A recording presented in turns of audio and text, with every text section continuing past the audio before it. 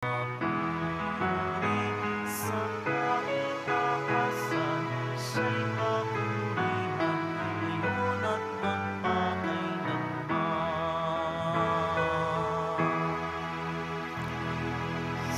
Sa ngalan ng Ama at ng Anak at ng Espiritu Santo, Amen. sumainyo ang Panginoon. At sumayo rin. Aminin natin ang ating mga kasalanan upang tayo ay maging marapat gumanap sa banal na pagdiriwang. Panginoong Jesus, binigyan mo kami ng bagong buhay. Panginoon, kaawaan mo kami. Panginoon, kaawaan mo kami. Panginoong Jesus, pinapatawad mo ang aming mga kasalanan. Kristo, kaawaan mo kami. Kristo, kaawaan mo kami. Panginoong Jesus, binabakagi mo sa amin ang iyong katawan at dugo sa Eukaristiya. Panginoon, kaawaan mo kami. Panginoon, kaawaan mo kami. Kaawaan tayo ng Diyos Amang makapangyarihan. Patawarin ang ating mga kasalanan at patnubayan tayo sa buhay na walang hanggan. Amen. Manalangin tayo. Ama naming makapangyarihan, lagi mong lingapin at patnubayan kaming mga kabilang sa iyong angkan. Sa tanging pag-asa namin na ikaw ang nagbibigay, kami tangkilikin mo at laging subaybayan. Sa pamamagitan ni Jesucristo, kasama ng Espiritu Santo, magpasawalang hanggan. Amen. Magsiupo na po ang lahat. Pagbasa mula sa Aklat ng Mga Hari. Noong mga araw na iyon, tumindig si Solomon sa harap ng dambana ng Panginoon. Itinaas niya ang mga kamay at nanalangin ng ganito: Panginoong Diyos ng Israel, sa langit at sa lupay, walang ibang Diyos na tulad ninyo. Tapat kayo sa inyong mga pangako at sa inyong mga alipin. Walang baliw ang pag-ibig na ipinadadama ninyo sa kanila habang sila'y nananatiling tapat sa inyo. Maari bang manirahan sa lupa ang Diyos? Kung ang langit, ang kataas-taasang langit, ay di sapat na maging tahanan ninyo, ito pa kayang hamak na tahanang aking itinayo? Gayunman, dinggin ninyo ang dalangin at pagsusumamo ng inyong alipin. O Panginoon, aming Diyos, dinggin ninyo sa araw na ito ang panawagan ng inyong alipin. Huwag ninyong iwaglit sa inyong paningin, araw-gabi, ang templong ito. Yamang kayo'y may sabi na ang pangalan ninyo'y mamamalagi rito. Sa gayon, maririnig ninyo ang bawat dalangin ng inyong alipin tuwing mananalangin sa pook na ito.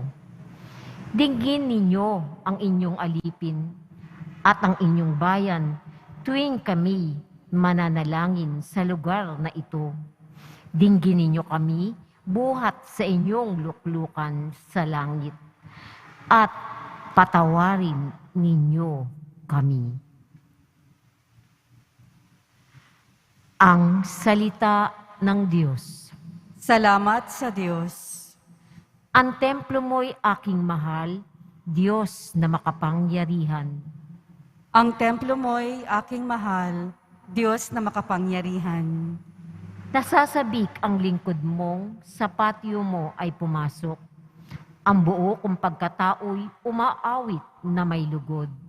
Sa masayang pag-awit ko'y pinupuri buhay na Diyos. Ang templo mo'y aking mahal, Diyos na makapangyarihan. Panginoon, sa templo mo, may mayang nagpupugad, maging ibong layang-laya sa templo mo'y nagagalak. May inakay na kalinga sa tabi ng iyong altar. O poon, hari namin at Diyos na walang kupas. Ang templo mo'y aking mahal, Diyos na makapangyarihan. Mapalad na masasabi, sila'y dooy tumatahan, at palaging umaawit, nagpupuring walang hanggan. Basbasan mo, Panginoon, Yahong Haring mahal, pagpalain mo siya, yamang ikaw ang humirang. Ang templo mo'y aking mahal, Diyos na makapangyarihan. Kahit isang araw lamang, gusto ko pang sa templo mo, kaysa 1,000 araw na iba ang tahanan ko. Gusto kong maging bantay sa pinto ng iyong templo, kaysa ako'y mapasama sa masasamang mga tao. Ang templo mo'y aking mahal, Diyos na makapangyarihan. Magsitayo po ang lahat.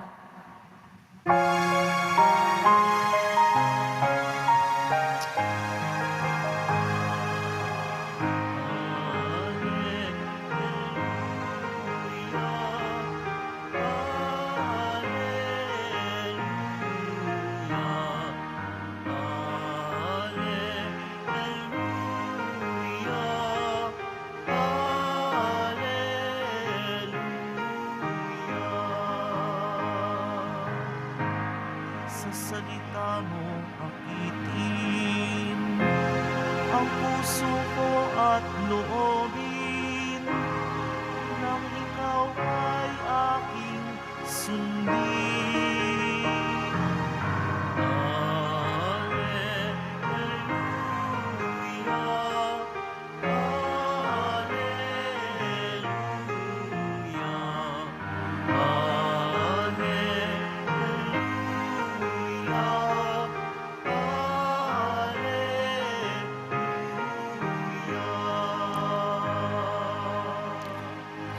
Sumainyo ang Panginoon. At sumaiyo rin. Ang mabuting balita ng Panginoon ayon kay San Marcos. Papuri sa iyo, Panginoon.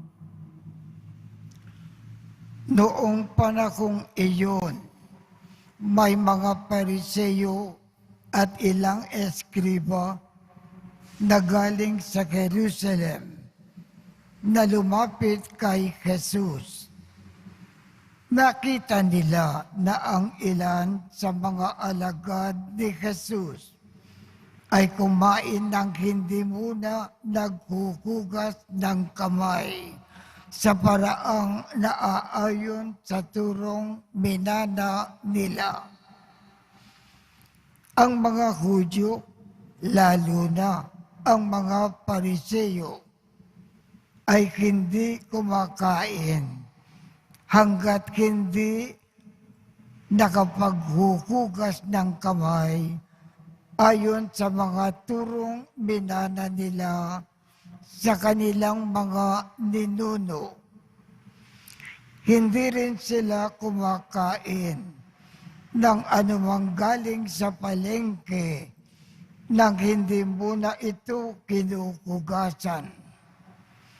At marami pang ibang minanang turo ang kanilang sinusunod, tulad ng tanging paraan ng paghuhugas ng mga inuman, ng mga saro, ng mga sisidlang tanso, at mga higaan.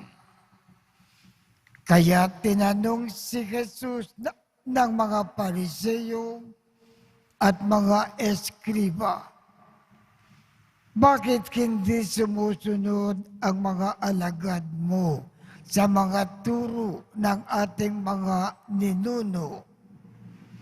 Kumain sila ng hindi man lamang naghuhugas ng kamay ayon sa paraang iniutos. Sinagot sila ni Jesus, tama ang hula ni Isaias tungkol sa inyo. Mapagpaimbabaw nga kayo, gaya ng kanyang isinulat. Paggalang nakandog sa akin ng bayan ko ay paimbabaw lamang, sapagkat sa bibig at hindi sa puso ito bumubukal. Pagpuri at pagsambang ginagawa nila ay walang kabulukan. Ang utos ng tao ay itinuturong utos ng may kapal. Niwawalang kabulukan nga ninyo ang utos ng Diyos at ang sinusunod ninyo ang turo ng tao. Sinabi pa ni Jesus, kay husay ng paraan ninyo sa pagpapawalang bisa sa utos ng Diyos. Masunod lamang ninyo ang mga turong minana ninyo. Tulad nito, iniutos ni Moises, igalang ang iyong ama at ina, at ang magsalita ng masama sa kanyang ama o ina ay dapat mamatay. Ngunit itinuturo ninyo, kapag sinabi ng isang tao sa kanyang ama o ina, ang anumang maitutulong ko sa inyo ay kurban, alalaong baga, ay iniaakin ko ito sa Diyos. Hindi na ninyo siya pinakikintulutan na tumulong sa kanyang ama at ina. Sa ganitong paraan, niwawalang kabulukan ninyo ang salita ng Diyos sa pamamagitan ng mga turong minana ninyo. At marami pang bagay na tulad nito ang ginagawa ninyo. Ang mabuting balita ng Panginoon.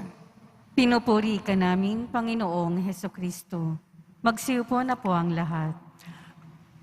Ang number one na utos ng Diyos, makalin ang kapwa bilang pagmamahal sa Diyos.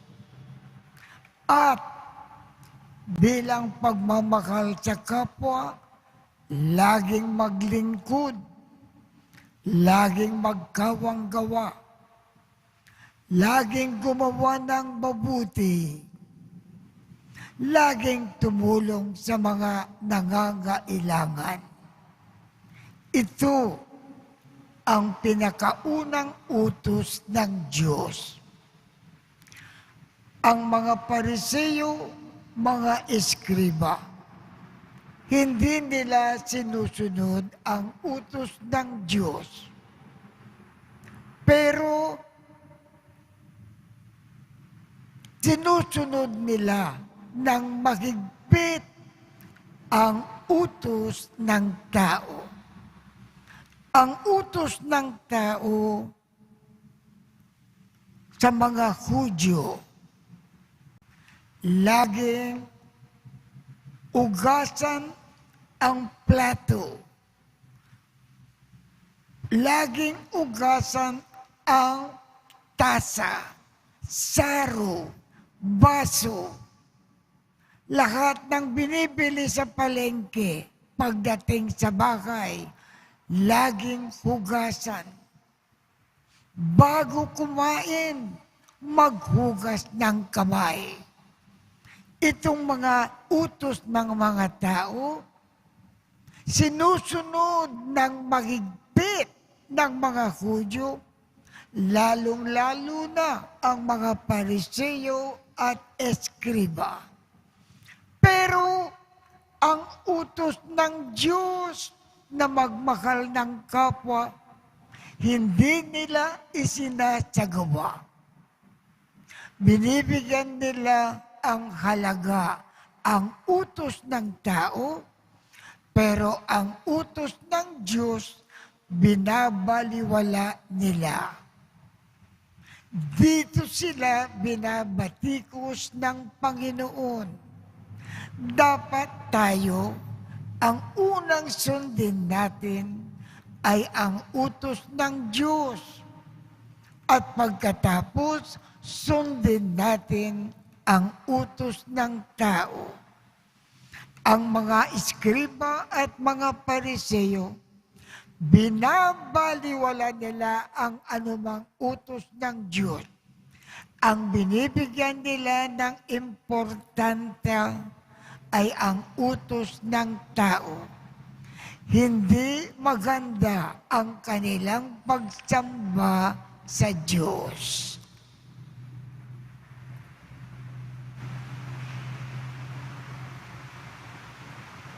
Magsitayo po ang lahat.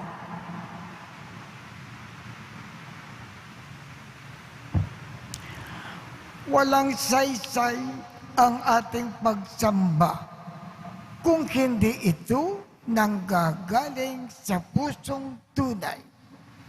Manalangin tayo ngayon sa Diyos Ama upang gawin niyang malinis at tapat ang ating puso. Ang ating tugon, Ama, buksan mo ang aming mga puso sa iyong puso. Ama, buksan mo ang aming mga puso sa iyong puso. Ang mga namumuno ng ating simbahan, naway laging gabayan ng liwanag ng Ebanghelyo at huwag nawa nilang hanapin ang seguridad sa mga makamundong istruktura. Manalangin tayo. Ama, buksan mo ang aming mga puso sa iyong puso. Bilang isang komunidad, naway huwag nating isara ang ating mga mata sa tunay na pangangailangan ng mga mahihirap na ating kasama. Panalangin tayo. Ama, buksan mo ang aming mga puso sa iyong puso.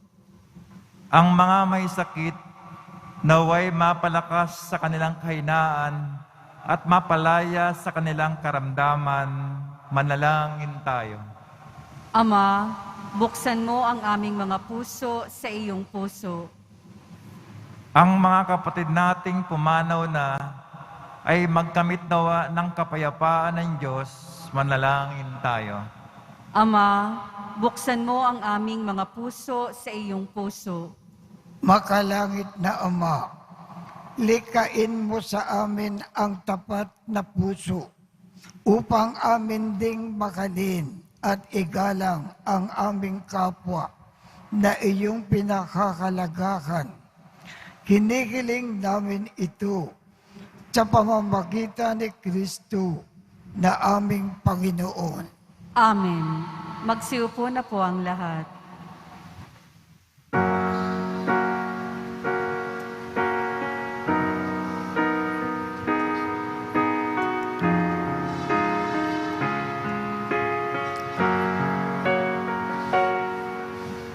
O Diyos, awang di mabilang, tanggapin mo na rin aming alay.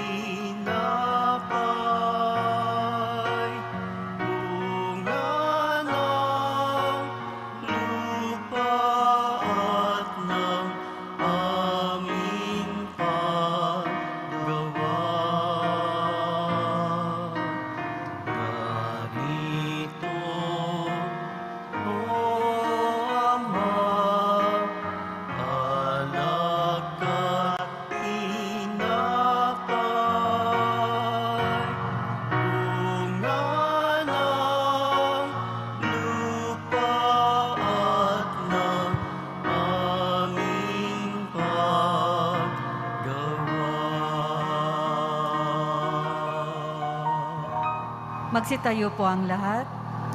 Manalangin kayo upang ang pag-aakin natin ay kalugdan ng Diyos Amang makapangyarihan.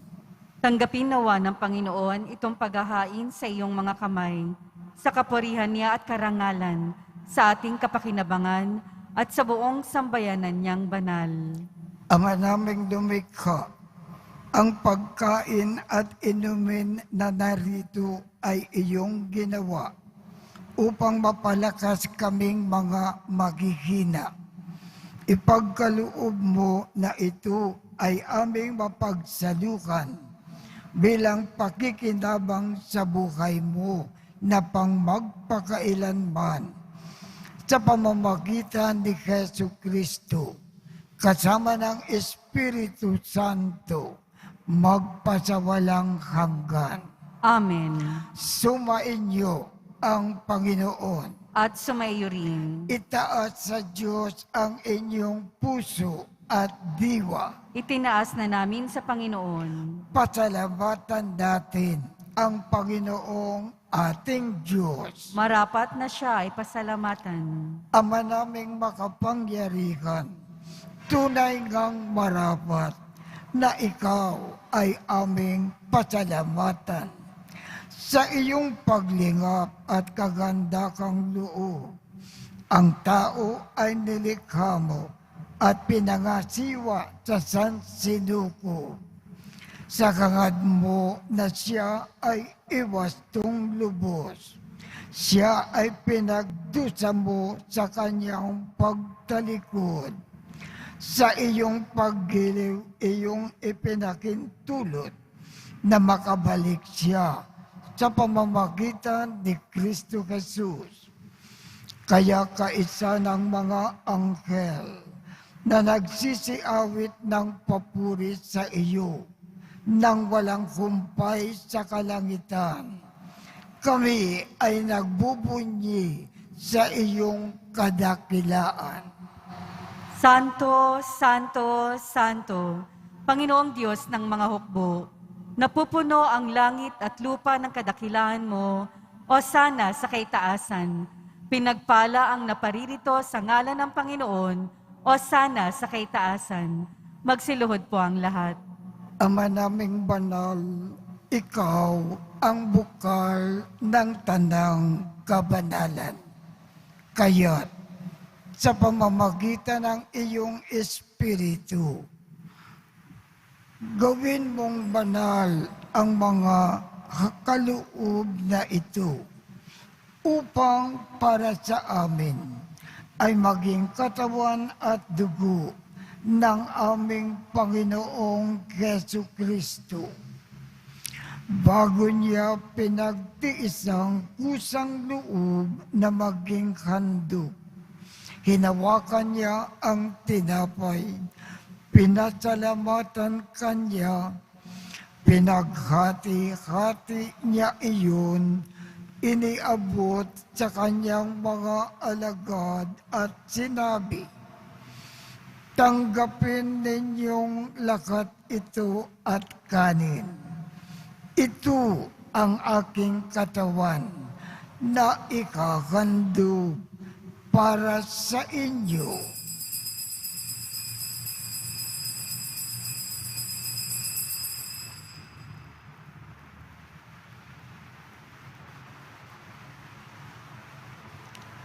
Gayon din naman, noong matapos ang hapunan, hinawakan niya ang kalis, muli kanyang pinasalamatan, iniabot niya ang kalis sa kanyang mga alagad at sinabi, "Tanggapin ninyong lakat ito at inumin.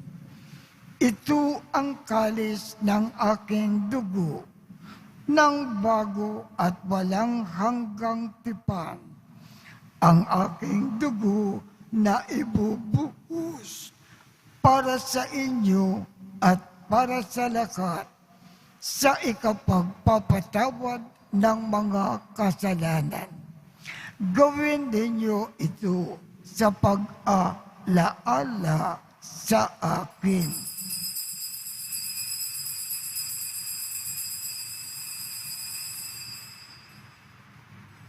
Magsitayo po ang lahat. Ipagbunyi natin ang misteryo ng pananampalataya. Si Kristo'y namatay, si Kristo'y nabuhay, si Kristo'y babalik sa wakas ng panahon. Ama, ginagawa namin ngayon ang pag-aalala sa pagkamatay at muling pagkabuhay ng iyong anak. Kaya't iniaalay namin sa iyo ang tinapay na nagbibigay buhay at ang kalis na nagkakaloob ng kaligtasan. Kami ay nagpapasalamat dahil kami ay iyong minarapat na tumayo sa harap mo para maglingkod sa iyo. Isinasamo namin kami magsasalo-salo sa katawan at dugo ni Kristo ay mabuklod sa pagkakaisa sa pamamagitan ng Espiritu Santo. Ama, lingapin mo ang iyong simbahang laganap sa buong daigdig. Puspusin mo kami sa pag-ibig. Kaisa ni Francisco, aming Papa, Jose, aming Obispo, at ng Tanang Kaparian. Alalakanin mo rin ang mga kapatid naming nahimlay nang may pag-asa na sila ay muling mabubuhay. Gayon din ang lakat ng mga pumanaw. Kaawaan mo sila at patuloyin sa iyong kaliwanagan. Kaawaan mo at pagindapatin kaming lahat na makasalo sa iyong buhay na walang wakas. Kaisa ng makal na Birhen Maria na ina ng Diyos, ng kabiyak ng puso niyang si San Jose, kaisa ng mga apostol at ng lakat ng mga banal na namuhay dito sa daigdig ng kalugod-lugod sa iyo. Maipagdiwang nawa namin ang pagpupuri sa ikararangal mo sa pamamagitan ng iyong anak na aming Panginoong Hesu Kristo.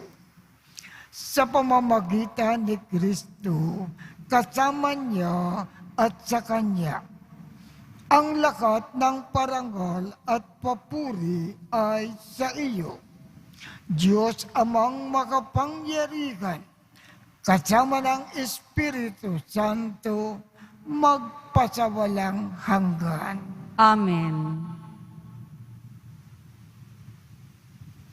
Sa tagubilin ng mga nakagagaling na utos at turo ni Jesus na Panginoon natin at Diyos, ipahayag natin ng lakas loob.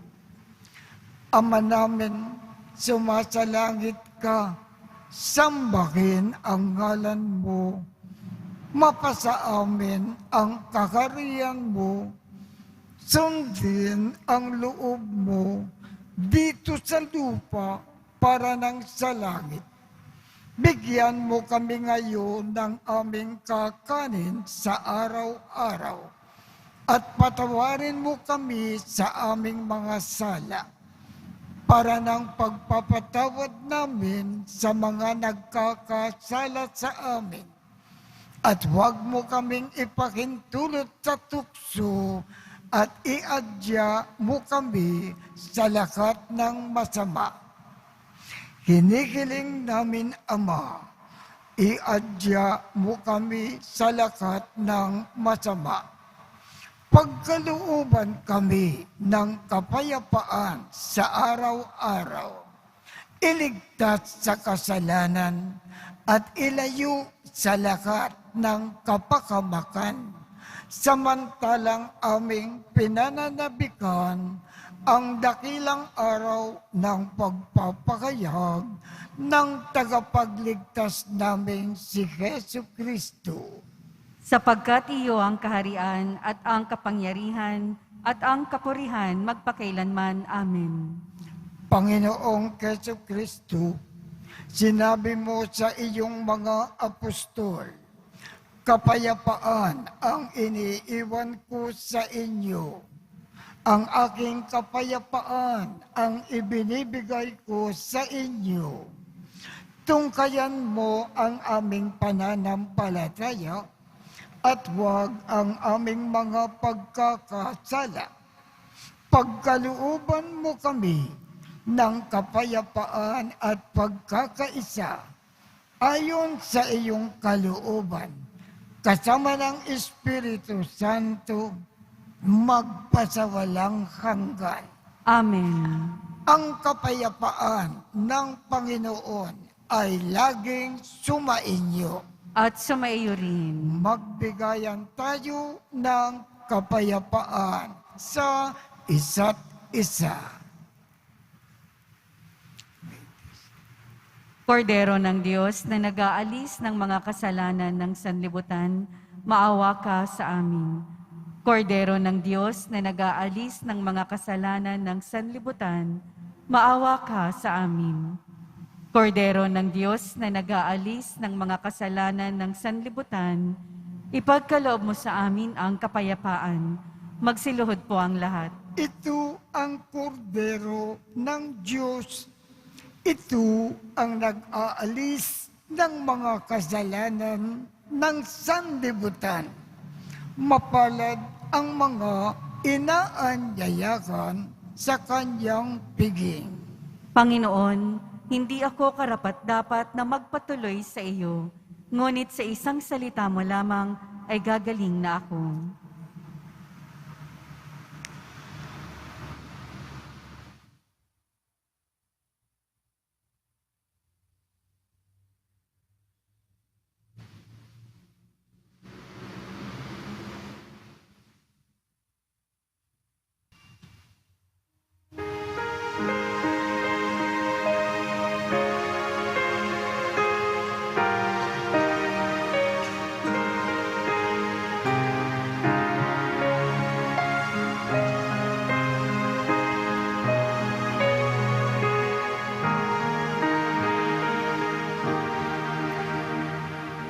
Katawan ni Kristo, aming tinatanggap, nagbibigay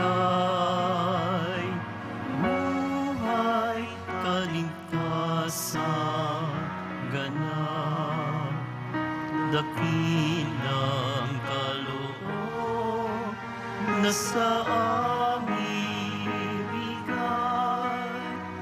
Tanda ng pag-ibig ng Diyos sa buhay.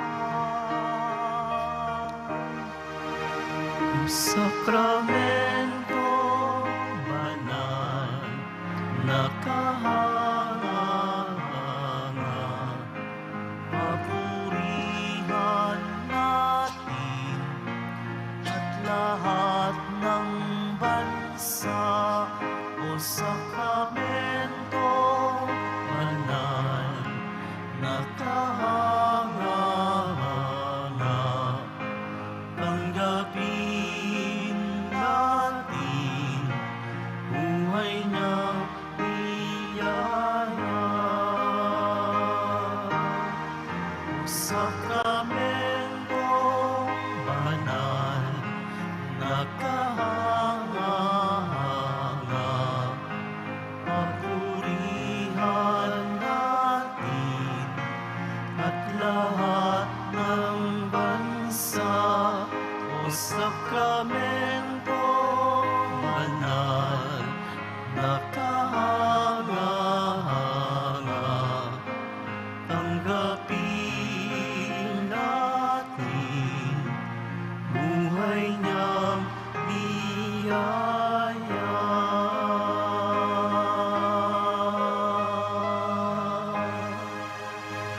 Magsitayo po ang lahat. Manalangin tayo. Ama naming mapagmakal, sa pagkain at inumin na pagkakaisa ang ibinigay, kami ay niloob mong makapakinabang. Kaisa ni Kristo, kami naway makapamuhay upang makapamunga ng may kagalakan para sa kapakanan ng aming kapwa-tao sa sanlibutan sa pamamagitan niya, kasama ng Espiritu Santo, magpasawalang hanggan. Amen. Sumainyo ang Panginoon At sumayo rin. at pagpalain kayong lahat ng makapangyarihang Diyos, Ama, Anak, at Espiritu Santo. Amen. Tapos na po ang misa. Humayo tayong mapayapa. Salamat sa Diyos.